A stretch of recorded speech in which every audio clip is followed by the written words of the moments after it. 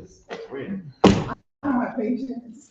Don't. I know, I mean, I'm saying, People don't. My sister called me twice today. I was like, what? Like, I couldn't get her. I'm not mad at her, but I just Sunday irritated, and it was all, you can hear it. I ain't no patience. No. there's nothing wrong with that. So, okay, Yeah, I will call Jacob, set up something if that's something like that.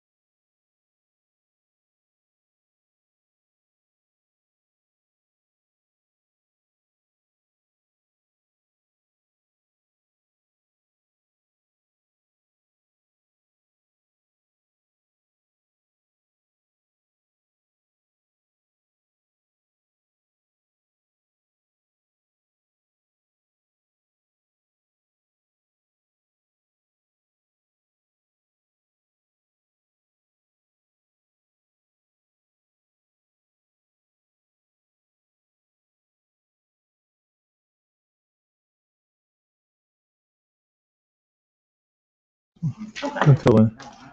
Okay. We'll now call this meeting to order. We're at the Black and Hispanic Caucus, City of New Haven, today, September 10th, 2025, in the Board of Alders Chambers, 165 Church Street, New Haven, Connecticut. So we have called to order. Attendance has been noted, and I will get that submitted to you via email, Mr. Lucas, at the end of the meeting. And we're just going to quickly go over our ground rules. Make sure you are acknowledged before you speak. Make sure we are using proper names and wards and order this, and not Susie from the Valley. Just let's make sure we show some decorum. And also, cell phones, please have them silent, muted, not vibrating on our tables, that kind of stuff while we are in caucus and while we have guests. So those are our ground rules, and just be respectful as usual. Treasurer's report, you'll get the report via email, so be on the lookout for that. That's the thing we've been doing to save time, because sometimes the treasurer's report would take up the whole meeting or two. So you will get that via email. And we are now going to call our presenters up for NAACP Wake Up Wednesdays to come just briefly talk about what's going on with the Wake Up Wednesday programming. And there's a request for a donation as well. You may come up. Whoever's coming, all y'all, you can bring your whole crew. Okay. And when you have a seat with us, we just ask that you state your name and address for the record.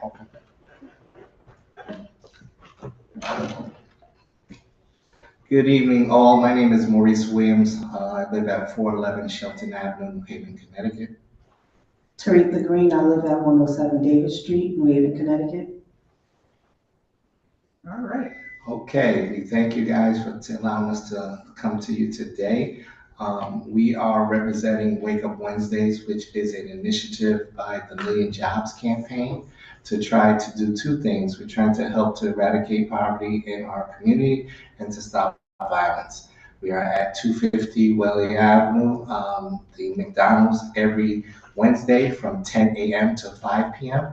And we invite all agencies and organizations that have any literature that will help our residents be productive to come and set up. Today, some of the individuals was there, Job Corps was there, Community Action Agency was there, the Masons were there, Yale University's Health from the medical school was there today. And we have about 7 tables. So what we do is we encourage those organizations to come out with literature that's beneficial for all of our residents. We were very happy with Job Corps because they brought about 9 to 10 youth, and they were able to engage. As you all know, the youth leave Hill House School and come up to McDonald's, and there has been a lot of problems up there. Recently, before we got there, the police department's there. They are out there recruiting. Fire departments has come. So we've been engaging quite a bit of the organizations. The city was there today. The Office of Violence Prevention was there. They set up a table, and they really much enjoyed it. So what we're trying to do is just engage the youth. And one thing that we found, especially for our young males, is that they have a problem with dealing with male headship.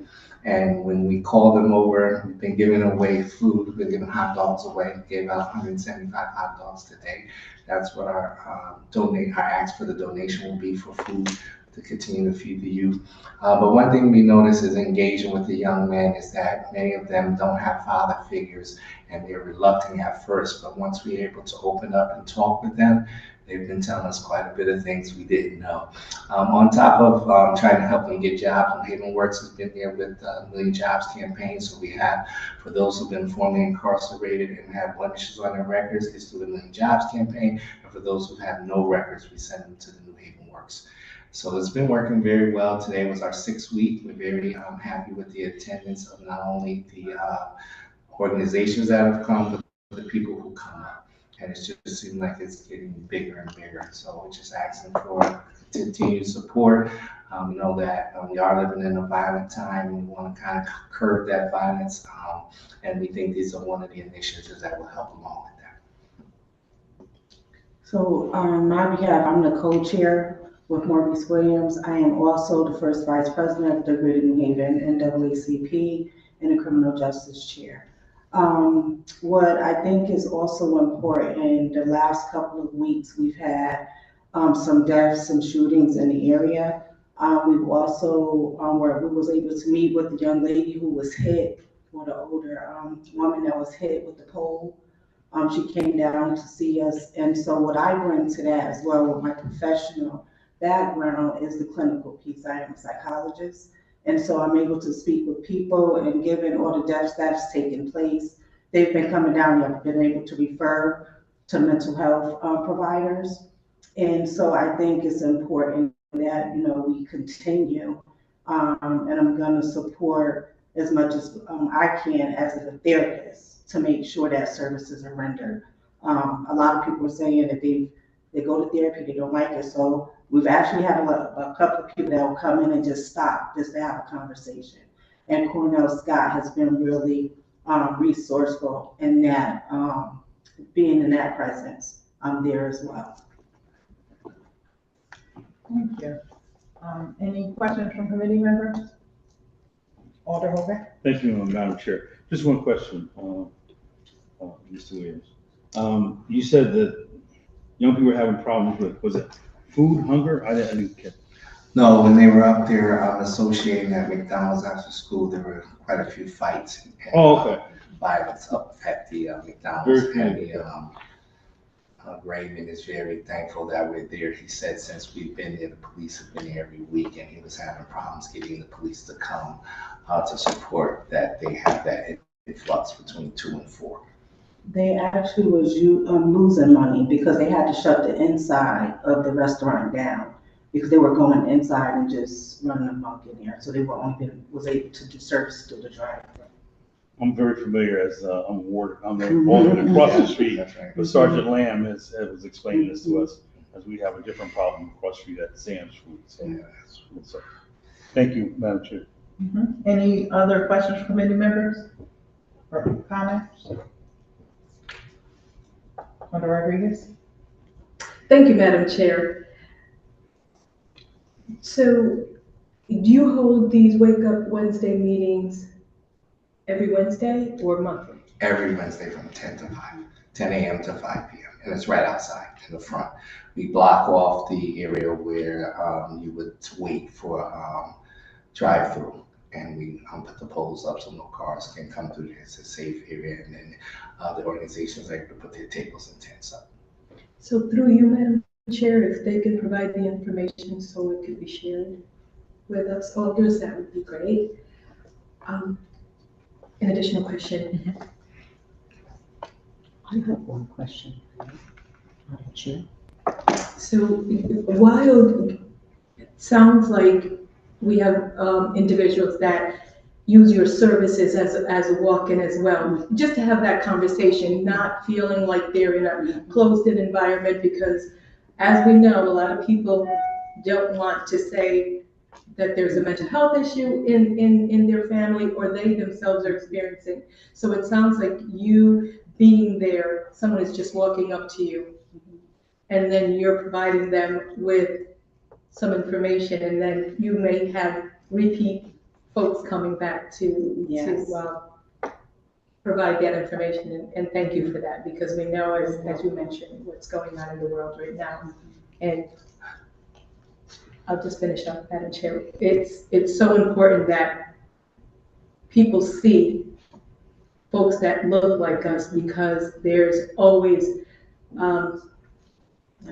that resistance when someone doesn't look like me. I can't engage with you because I don't feel they know what I've gone through. So I thank you for that. Thank you for what you both do. Thank you. That's my community. New Haven is my community. Thank you, Madam Chair. All right. Alder Rodriguez? Thank you, Madam Chair. I'm interested in knowing, are you engaging with the young people? And are they coming and talking with you? And are you connecting them to community services or case management or anything like that? And how old are the individuals that you're seeing, more or less, on the average? Are you seeing older? Are you seeing like the 18 to 25 or the 25 to 35? We're actually seeing all ages, but after 2 o'clock, it's usually the ones that are coming straight from high school. So most of them are from 14 to 17. There's the Masons there with a program for mentoring. Quite a few have signed up. Quite a few parents have brought their youth there to sign up. So it's been going very well. Then as we get the older ones who may come a little earlier, 11 o'clock, 12 o'clock, we have a table out there from the Greater New Haven NAACP where most of them are looking for jobs. So as I said, there's a divide between those who have incarceration or blemishes on their record, would go through the Million Jobs campaign, and those who don't go through the New Haven Works program. And it's been very interactive. And so a lot of times what I can say is when we're calling, especially what I've noticed, if we call a group of 3 gentlemen over, they'll look at each other to decide should they walk over, but then usually one person kind of says, oh, come on, I want to see what they want. And also we have to be honest, the hot dogs have really helped. And so to know that you're getting a free hot dog and then you get conversation with that has been very comforting for a lot of them. And like I said, it's very enriching for me to see so many of the young people who I know don't have fathers in their life really respect when we take the time to talk to the young gentlemen. And so many of them have so many different issues. Some of them we can address directly, but a lot of times they may be referrals based on what their issues are. Thank you, thank you. No problem. Any other? Alder from Ward 3? Yes, thank you, Madam Chair. I do have one question. Now that the season is starting to change, and I know that you acknowledged doing this outside, where will this continue?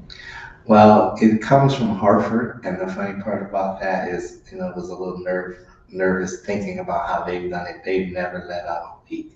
Winter, snow, nothing. They've never stopped.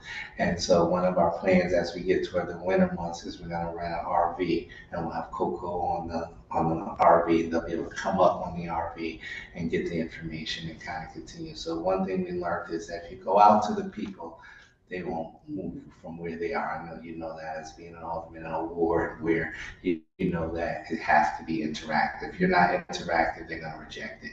But if we, which our committee is committed, rain, sleet, snow, hail, and we're just going to try to do whatever we need to do to be able to see. Because one thing I noticed, if they see you're out there and you're there every week, multiple people come back. And you'll be surprised because you just had talked to the person last week and you thought maybe you may resolve something. You really coming back, they just like the association now. It's not even a lot of times about the actual services because so many of our young people don't have someone to talk to and someone to trust. So we're just trying to be gatekeepers for them and be able to open up those dialogues that we know they need. So we plan on not going in just because of the weather. Put your jackets on, just like we do. We watch football, we do everything else in all the weather. So we got to be able to address the people in the weather too. Thank you so much. Thank you, Madam Chair. You're most welcome. Any other questions from committee members? I have one question.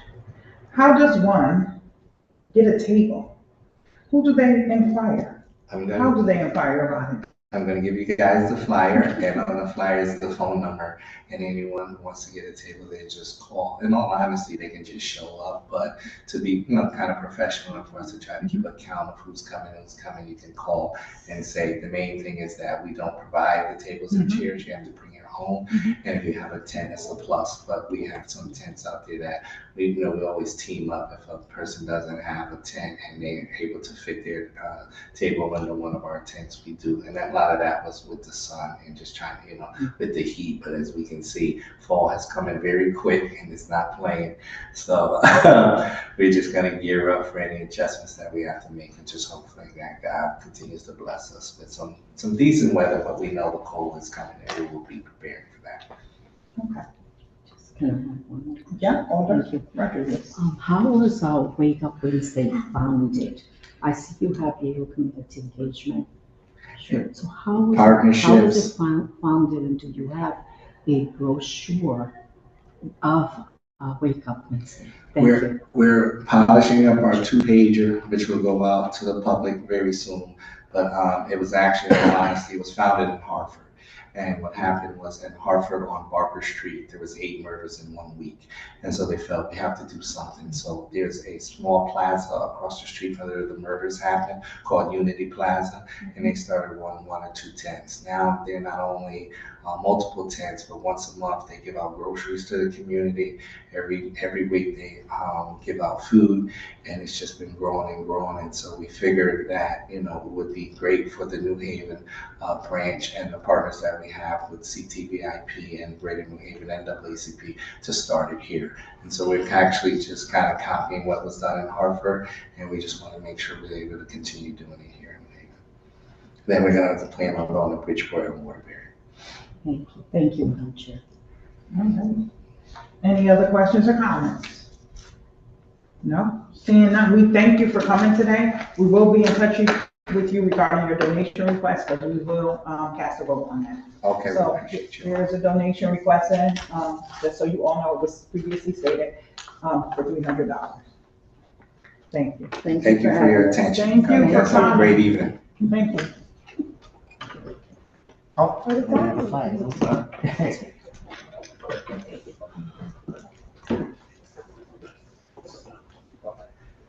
We do have a second group of guests back here also. Okay. If you want to invite them on. All right, so we have other guests tonight. We'll ask that you come up, and once you are seated, please state your name and address for the record, and then you can proceed from there.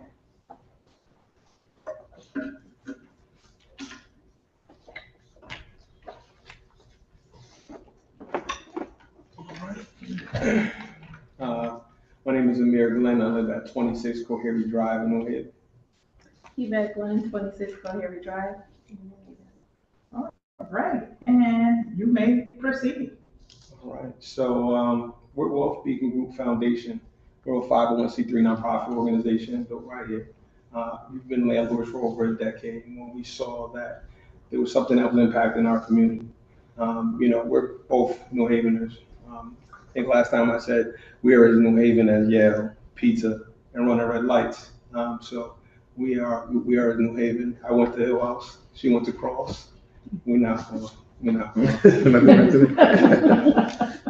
But so what we saw how homelessness was like kind of running rampant. I was originally approached by Christian Community Action about housing a homeless family. When I said sure, it was no problem. So the first tenant worked out very well. The second tenant didn't work out very well. And I was going to give up at that point. Actually, I was thinking about selling the house. But then we were approached literally right before Christmas of 2023. Section 8 came and approved the house. It was time for the family to come see the house. And as we're showing the house, the children are running around and they're playing. And so, we're doing the same thing, like that we always do. Here's the smart thermostat, download the app. This is the garbage disposal. Make sure you don't put any eggshells in there. And so as we're getting ready to leave, the little boy runs up to me and gives me a hug. And he says, "Thank you, this is all I prayed for Christmas with my own bedroom." At that moment, it immediately changed our trajectory. Since then, we've housed, as of next week, 7 families, 17 children out of the shelter into our homes. But we want to do it differently. So we've realized that most of the time these families are in the circumstances that they're in based off of a lack, most of the time, of knowledge or mental health issues. So we wrap around our houses with mental health access. We kicked off our financial literacy class, which is called Shine Academy, which is offered to the broader community. We kicked it off last March, and we were able to get 75 people to attend, which was amazing. And our real goal for all of our tenants is to take them from homelessness to home ownership. Home ownership was the thing that impacted me the most. Like I said, I was a regular New Havener, graduated Hill House, a solid C student. But purchasing a home changed my trajectory completely. And so I'm going to let Yvette talk more about kind of the the services and the partnerships that we've formed over the last 2 years. Yep, so as Amir said, we're Wealthy Group Foundation, so we provide affordable housing as well as wraparound support services to our tenants. We do that through a lot of community partnerships that we have. So we work with our community partners to provide services like childcare resources, mental health resources and support groups, financial literacy. We have our own financial literacy, but we actually partner with Connex. We partner with the Rebank, Connecticut Money School, Yellow Child Studies. We also partner with Access Wellness as well for occupational therapy for our tenants. But really the goal is to provide them with stability so that they can have longevity and they can have housing stability, but services all around so that they're able to have stability for themselves and their family. So we do those partnerships that way. We do assessments with our tenants. We actually get our tenants directly from, as Mayor Chef, from the shelters. So we work with the CAN network, which is the Coordinated Access Network, and we work with shelters to be able to identify the tenants that are housing ready. They have housing vouchers or subsidies, and when they're ready for apartments, they may contact us. We speak with case management, see what we have available, and we'll start the process that way. So, you know, we typically do our applications. We talk to the tenants about being committed to programming because we want to be able to help them, but we want them to be able to help themselves. To really, you know, take their situation. We always tell them we're giving them a hand, and we want them to be able to become stabilized. So we want them to commit to our programming, you know, as well as the housing, for however long it takes. But really, the real goal is to provide them with all the resources they need so that they don't find themselves in the same situation. They can have access to home ownership. Yeah. So yeah, like we started back in 2023, and we officially became a 501c3 a year ago in August. And you know, we've made a lot of impactful change. Even with some of the tenants recently, we were featured on NBC's, and we got a chance to share one of our success stories with one of our tenants. We walked her through the process of getting her first LLC. And so she has a business, and I'm super excited to watch her, you know, on Facebook and sell her products. It's amazing. So again, this is what we live by. You know, there's that old, you know, saying, you know, each one teach one. We say each one teach 1,000. So we want to go ahead and make sure that we are not only just impacting our tenants, we're impacting everyone in New Haven. So we wanted to present to you guys to let you know that we are here. And you definitely will see our names. You definitely want to see our faces. And we just want to, you know, just want to introduce ourselves and eventually ask for donations too. Thank you. Any questions or comments from committee members? Alder from Ward 3. Thank you, Madam Chair. I do have a question. You said that you,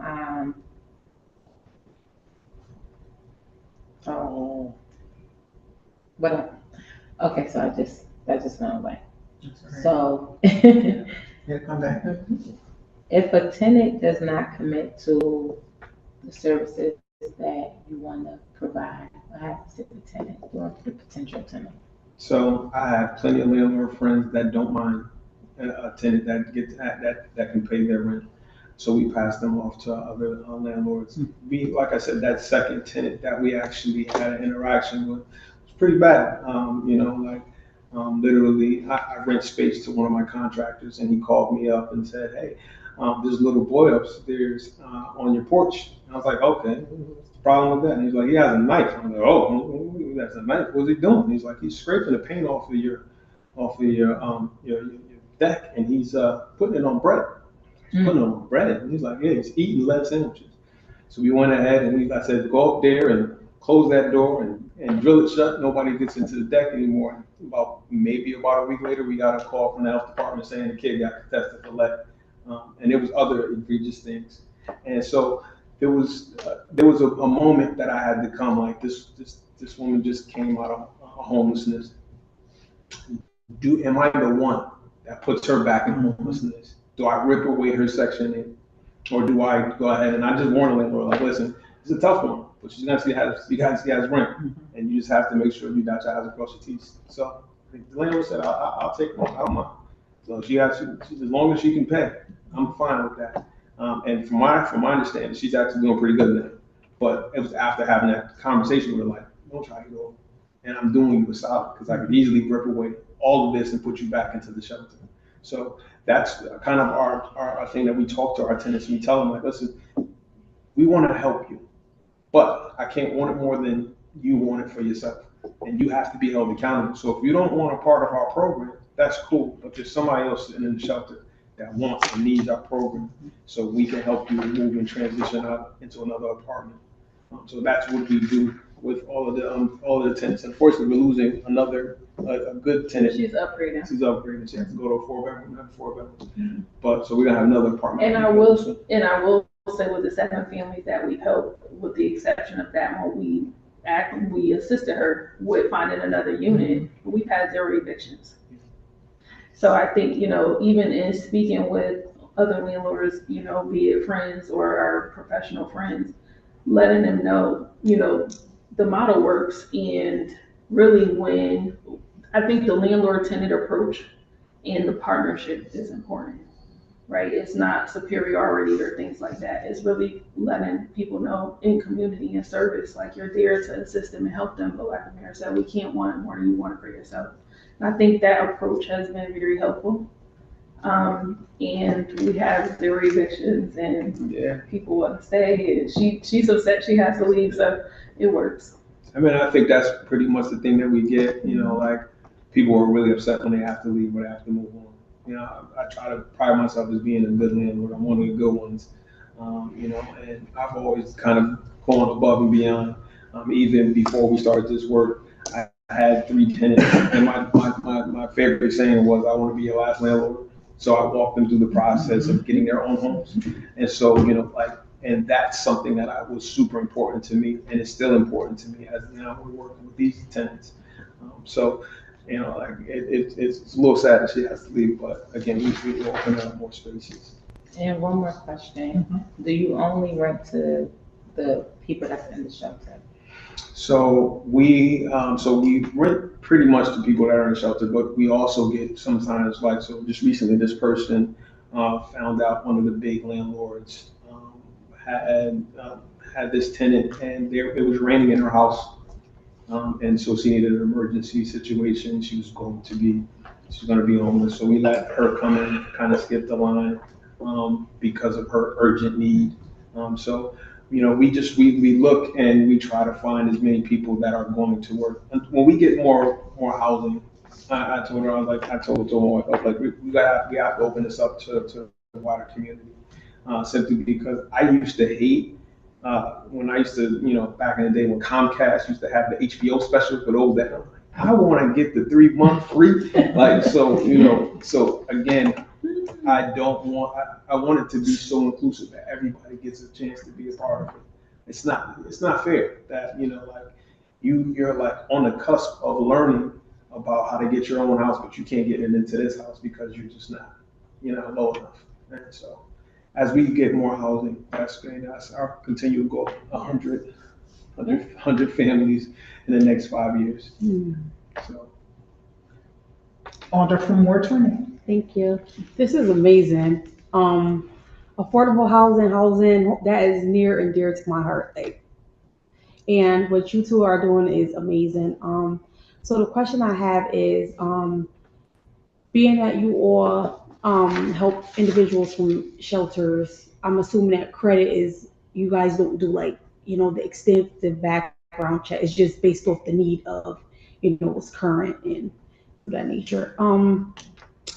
And okay, good. And my next question is, how long do you give each person? Is it like a time frame, or is when they're if they're not homeownership ready, what does that look like? And also, do you offer follow loan support? So if you have a tenant and they enter the first time home buyers program, they might purchase a home, you guys offer those services, to keep track and track your data and things like that. I know it was like 2 questions in one, but Three. 3. I can answer. So the first is we don't look at and consider credit, given their situation. We don't do that. We do background checks. Mhm. So background checks are important for everybody's safety, especially others and children that are in the unit. We do bypass a lot of things that are, maybe common, for lack of better words, but things that are more egregious, we wouldn't take a person in. So that's actually looking at persons in the house too that are 18 and older. Mhm. But we're thinking and considering, looking at juvenile records now too. Because obviously with our youth, there's a lot, that's going on with that. We don't want to put anyone else at risk. Mhm. So we look at those things and those are a factor. And then the other question was in regards to home ownership. We haven't gotten to home ownership yet. We have 2 people that are on the path. The one actually was our first tenant and she was on the NBC special as our spotlight tenant. She's leaving us, but we're still gonna continue to work with her. And still provide services to her in that way, because she still wants to do home ownership. So we're gonna make sure that we follow up with her, that, we see that through for her and her family. And the last question was that the last one? The follow along support. Oh, you answered that because your tenant is leaving. That's really good. Oh, well, this is great. I love it. Thank you. Any other questions or comments? Alder Hogan. You too. How do you select families? Is there a family size, bedroom size? Is it demographics of the family? How would I refer someone to be interested in your program? And if I did, would they go on a wait list, or how does that selection process work? So currently, when you go to our website, there is a housing inquiry and a wait list that we're putting tenants on. We get, like the biggest thing that we're seeing a lot of is 1 bedrooms. Unfortunately, we don't have any 1 bedrooms. We have a landlord advocate that we work with, Terry. She works at Christian Community Action, but she also is kind of like everybody's pot. So she puts a filter out there and she says like, this family's ready, this family's not. One of our criteria of actually coming into our house is that you have to go to our tenant readiness accountability course, which is something as basic as like sweeping the floor. Sometimes people don't realize how to sweep. And my father used to say that common sense is a curse for those that have it, and some things that we take for granted, other people just don't have. And so, in order to be able to remediate that, we go ahead and we make sure that all of our tenants go through these courses. So, whether it's sweeping, whether it's interaction with your neighbor's probably not stomping up and down on the top of your head to annoy you. They might not be even aware that their kids are jumping and playing around. Maybe a text message might be, hey, is everything okay? So we go through all of those different things that we teach them, pretty much soft skills. And that's something that's mandatory before you come into the apartment. And sometimes it trickles to like a month or 2, but you have to be a part of that. The 2-on-1. 2-1-1 process. So when anybody wants to come into our apartment too, we tell everybody this is called 2-1-1. We're not big. We have 6 units. So I can't afford to go ahead and eat. I can't afford to eat a rent. So if you go through the 211 process, you can get some type of actual housing voucher, so that we can sustain, our mortgage, and make it, so that we can continue to keep growing. So, but yeah, 211 and the housing inquiry. Right, and it's usually a recommendation from case manager in shelter. So in emergency shelters, the case managers are there. And again, as he said, then when they become housing ready, they're issued a voucher. And then at that time, a lot of case managers that know about local, they'll reach out to us to see if we have anything that's available, letting us know that they have a family of set size that needs a 3-bedroom voucher, 4-bedroom. We'll see if we have something available. Thank you. You're Thank you, welcome. Madam Chair. Most welcome. Alder from Ward 4. Thank you. So looking at your model, you're showing that you're connecting with the shelters to CAM. And I hear Columbus House and Christian Community Action Agency. Yep, Christian Community Action. And as my colleagues asked the question already, so you work with the case managers through them and whatever. And that you also have a partnership with a group of landlords. That's powerful. And you also indicate about other resources. And as I'm respecting the privacy of these tenants, you may see certain needs yourself, like for example, you shared about the children. Pretty soon it's October and December, Halloween and Christmas. Weather increments, coats needed, or anything like that. And I understand you're not asking for a donation today, but are you receiving supports to, when you see those particular needs, to be supported or to continue to connect? And are you connected with departments of the city, like the health department, like Fair Rent Commission? Thank you. Great questions. We have partnership with a Rise Center through Christian Community Action. So they actually provide navigation and support services to our tenants. We also work with them. So for an example, we have three campaigns. We have one for our financial literacy, which is Shine Academy. The other campaign we have is Housing with Purpose. So that campaign is to receive funding for our acquisitions of the properties. Because as Amir said, we're looking to expand and to grow, and it's very necessary, obviously, for our community. And then the other campaign that we have ongoing is a Welcome Home campaign. The Welcome Home campaign was kicked off with Yale Child Study Center, and the purpose of that is we actually have an Amazon wish list, and the purpose of that is to provide basic needs and essentials to the tenants moving in. So that looks like cleaning supplies, linens, toiletries, and things like that. So when they move in, they have a whole kit that we provide for them. So we do have resources in that regards, and a lot of the community partnerships that we have, a lot of them have their own programs or services. So I meet with the tenants quarterly, actually. I see if they have, we talk about like their food assessments and their food needs. I let them know about different things that are happening in the community, whether it's events, food banks and pantries that are open. So I provide those services to them. And we also talk about, community events and things that's going on.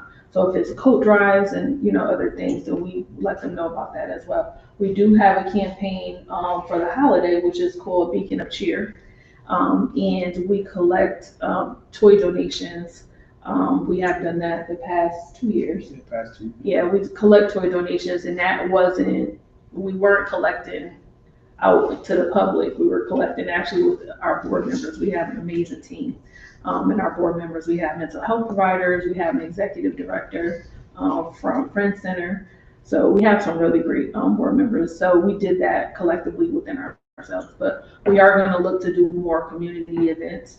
In the springtime, we're looking to do a community walk to bring awareness to homelessness, to bring awareness, obviously, to the need of affordable housing for them, and for the awareness of both Beacon Group as well. So in the future, we do plan to do a lot more community events. And like you said, that's a good point of like the health department and things that they can offer too, and connecting with the city. So we've been here, presenting and meeting to see what resources that the city has that we can get to help our tenants. Yeah.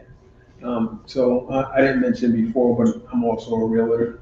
So I created a lot of landlords, and my best friend is also, this is what our expertise is creating landlords. That's what we do. That's the reason why we're so connected to so many different landlords around the state, not just in New Haven alone. But yeah, that's our main target, and I'm trying to help to take the stigma off of a lot of these homeless families, because like we said in the Alderman's Caucus, that we were receiving phone calls from people that are working 2 full-time jobs, one at Yale at University and one at the hospital, and literally they were out on the streets. We see that more prevalent. As we also work at Yale University too, and this is a huge thing because what we've seen is that, the rents have increased by a lot. Significantly, 27% since COVID. And so like the pay definitely hasn't. So these are things, and these are real issues that are happening, and we're just seeing people get crushed. And it's not like how we used to. You know, like not how we used to deem, you know, someone that's homeless is like, oh, they're destitute or they're an addict. These are people at your church, they just haven't told you. These are people that you're working with, they just haven't told you. You know, so it's really, you know, the work that we do, it's hard work, but it's important that we do. Keep up this work, Yes. from homeless to homeowner. I've said that a number of times, and it's so wonderful to see it, to see that you have taken this on.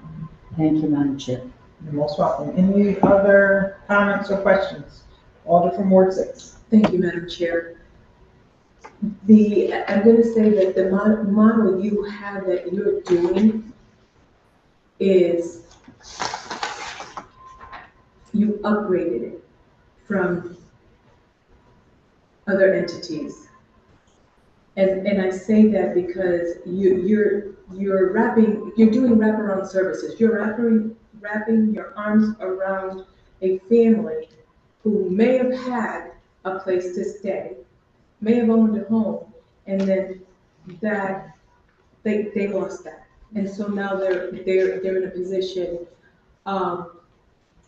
vulnerable position. So by doing the wraparound services is excellent, because a lot of times what happens is if someone is in a shelter, and you both know that, and then you're given this voucher, but you're not given any direction,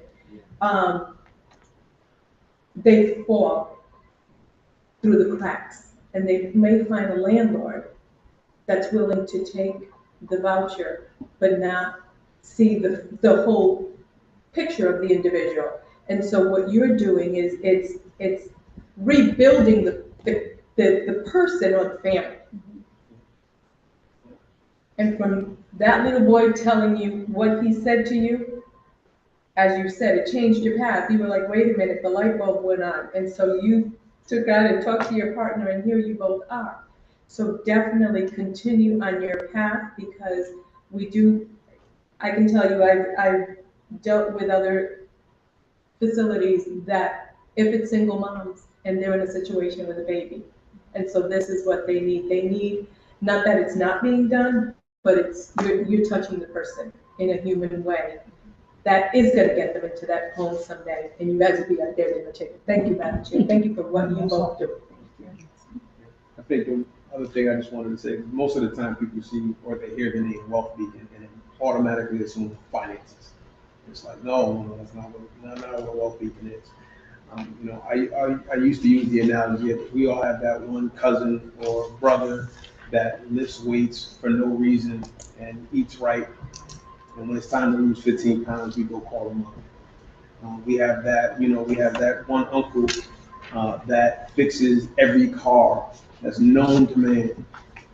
And again, these are the people that are in our lives, that they have a wealth of knowledge in something, and they shine so bright at it that everybody can see. And so that's what a wealth beacon is someone that shines so bright at whatever they're doing. And especially these people that have come from such a dark place like being homeless, for them to now shine a light and be as bright as they possibly can. So now they're a beacon for hope for other individuals that are in their current condition. That's what a wealth beacon is. So yeah, now you guys know what wealth beacon means, but. Thank you. Thank you for coming tonight. We look forward to hearing more from you. Yes, and some of the things that you're working towards, and some things that are happening for you. And hopefully there's some, I don't have a magic wand. Maybe there's like some great thing that's gonna explode and happen in our state, our city, and this country with some funding. And we'll just be on the lookout for those things. Make sure you're applying for any and everything you could possibly get to continue this mission. So we will be in touch. This Look forward. This is really good. It was. Please take care of yourselves while you do this work. That's right. You have to. You're number one. We have 6 children too. Oh, 6 children, a awesome. grandbaby, and Beautiful. Okay, and that's perfect. Yeah. And we'll make sure we get the information out Thank you very much for, letting us know what you're all about, and thank you for the great work. Thank you. Looking forward. Thank you. you. And go For Governor. helping you. HILL. Oh, OSC.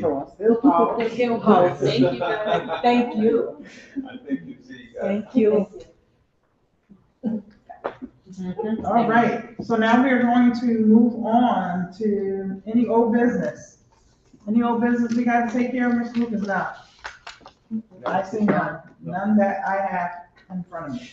All right, so we're gonna move on to A, gala. Or Director, if you're gonna give a quick overview of the gala. Yes, thank you, Madam Chair. As you all know, and everyone's got their information, it is our gala, and it's blackout. Know that, we talked about wearing your Stacey Adams shoes if you'd like. I'm gonna start with the dress code, Madam Chair. All black attire, but everybody enjoyed the sneaker ball that Yes, we we had. Madam Chair, you rocked that one out, so we're bringing that back. Yes, we So anyone who wants to wear their heels, like I said the other day, your Stacey Adams, like my colleague Alder Douglas said, and your sneakers, like Alder Hogan said, bring it on. But be on that dance floor. We ask that you guys support this, fill a table, sell a table, get out there and bring the guests out, because this is excellent. When this gala comes through, everybody wants to be at the table, and the funding that we raise supports our seniors, our youth, and a lot of the folks that come in and ask for donations. So let's get out there, let's be the cheerleaders for the gala, because we're gonna make this blackout a night that no one will forget. Thank you, Madam Chair, for allowing me to do. I'm gonna continue. Okay. I'm gonna jump right in. Yeah. Our gala is being held October 30th, 2025 at Anthony's Ocean View. Yes. So tickets are $100 and you get to eat, you get great entertainment. We will have raffles there too to raise funds. As committee members, if you, we would love for you to try to solicit ads, business cards, ads again, and sell some tickets. But if there are businesses you frequent or businesses that are in your ward, we would love if you would speak to them to see if they want to do an ad or even just a business card. Or we also have a supporter letter where if they're willing to donate a raffle item or a gift card, that would be great. We have a gift card from Rosie's last year, you know, along with our other raffle items in our 50/50. So things like that, it really makes a difference for us being able to give up the funds we do. And we'd like to remind people, it is a fundraiser. We have fun while we raise funds for these great organizations and community members that ask us for small donations, whether it's for drill teams or whatever. We do good with giving out our funds. I will say that, and it's a great thing. And as they always say, you know, it's a party. Alder Morrison likes to say that, right? A party with a purpose or party for a purpose. And that's what we're here to do. So remember, as she said, it is blackout is our theme this year, which is an all black affair.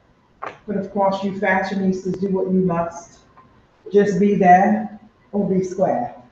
But once again, we would love for you to just disseminate the information on social media, text it to your friends, family. We're here. We're gonna bust these tickets out, sell them, and then you'll love it. If you've never been, you'll love it. And I know some people that come for the first time, they're like, why didn't you tell me about this? I'm like, we did. You didn't listen. So everyone listen and spread the word. So in our honorees this year, we have Judge Clifton Graves, Dr. Shaka Felder, City Angels Baseball, Black Wall Street. We have our coaches from Hill House, Gary Moore and Michelle Moore. We have the New Haven PAL or Police Athletic League, and we have Pika Matos. So those are our honorees this year. Let's do this. And we have some great people we're honoring. People that do good in our city, for our residents and the surrounding neighbors. So this is a great time to support and have a great time while you're doing it. So you'll have a flyer in your mailbox with all the additional like sponsorship letters and ad stuff by tomorrow probably. And Madam Chair, for those who are unaware, what does the $100 cover? It covers your great entertainment for the evening. It covers your meals. We have a DJ. We usually have a nice band, and there's also an open bar as well included in that $100 ticket cost. So that is the gala update for now. If you have any questions, feel free to reach out to us or office staff. Alder Hogan. I'm a logistics guy. How do we buy tickets or how do we sell tables? Is there a form? Does it go through Eventbrite? Is it going through the Hispanic Black Caucus? Does it go through you, Madam Chair? Or, Are you ready, Alder Hogan? I mean, I do 4 affairs like this every year, so that's why I'm asking about the logistics. That's all right. I like it. Then we get to the logistics, then we have a decorating committee, then we have a committee that works the door and all those things. Have those all been established? You're only talking 6 weeks away. That's why I'm asking. So, most of that has been established, and we know to call you when we need to fill something in, so thank you for volunteering. I will get, Am I supposed to say thank you? our office staff. So, our director, Mr. Lucas, our office staff, they are phenomenal. We have some that volunteer and they help us on that, for this big event. So I'll just wait for the packet. So you're gonna get a packet. There are 2 options for tickets. They can go through you, because I know I have friends that like to sit at my table, so they go through me. I have friends that like to buy a full table. They usually go through me too. But we do have an option where they can do Eventbrite or they can come down to the office or they can contact you again. But there are many options for them to buy. So you are going to get a form and it's gonna have everything broken down with ad costs, business card costs, table of 10. Table of 25, no, tables of 25, but tables of 10, individual tickets. So yes, we have a form we like to give out or they can go through you tally it up, or our office staff. And what we do ask, I am gonna make sure I ask, and I'll remind you all as you sell your tickets, is to make sure you're submitting the name of who you're selling tickets to, if you know them and they're not strangers per se. That way, when it comes time to do the seating, it's easy and it's smoother for us. So we do ask that. But you will get information, and we're gonna try to have that in your mailbox, probably tomorrow afternoon. And we'll send it via email as well. The reason why I ask, Madam Chair, is I have a district, web meeting next week, Whaley, Edgewood, Beaver Hills. It'll be nice to have it because we've invited and we have a merchant of the month. So it'd be nice that when Edge of the Woods and cleaners and others are along that path that comes to the meeting, I can say, here, I'm expecting your ad by October 1st. Yes, So that is perfect. So we'll make sure we have extra copies for you. Okay. Or if you need us to do, I say us, but you let me know if you need something cute just for your event that we need to type up real quick, and boom, we can do a 1-pager for you too. Okay. Thank you very kindly, Alder Hogan. And Alder from Ward 20. Thank you. Are we still doing a buy 10, get 1 free? The sell 10, get 1 free, that type of deal this year? You really asked me that question, Alder from Ward 20? Yes, we are. So, yes, and that is a one-time thing. It's not sell 20. It's not 2 tables, you get 2 tickets free. Okay. But if you sell 10 tickets, you get 1 ticket free. Okay. Thank you. Thank you for asking that. And it'll be fun. Maybe we'll have a little friendly competition that comes along with this in the next couple of weeks. Let's see what we're working with here. And we have some people that you're gonna sell your tickets to, and we have one Alder that sold 2 tables already. So the competition, let it begin. So that, That is our gala wrap up for now. If you have any other questions, please feel free to reach out to The us. name will remain, the person will remain nameless, but you got a competition going. All right, So we have an owner who sold 2 tables, now we all are ready. so that is our gala wrap up. Any other questions or comments about that so far? None? Thank you. All right, so do we have any new business? No new business? All right, let's move on. All right. So we're gonna start wrapping this up then. We're gonna talk about our next meeting date is scheduled for October 8th, 2025. Please mark that in your calendars. We will send you a reminder in advance. So please mark that in your calendars. And be on the lookout because we'll let you know what we're doing as far as other events that are coming up for September and the beginning of October. So please make sure you're checking your emails, which I know I don't have to tell this group here, but it is a habit. Any issues, comments, any last sayings from our alders that are present tonight? None, seeing none? I think a motion is in order. Madam Chair, the motion be adjourned. Second. All right, motion has been moved in second. All in favor of adjourning this meeting? Aye. Any noes? No, none, no nays? All right, this meeting, the ayes have it. This meeting is now adjourned. Thank you for coming and have a great rest of your evening.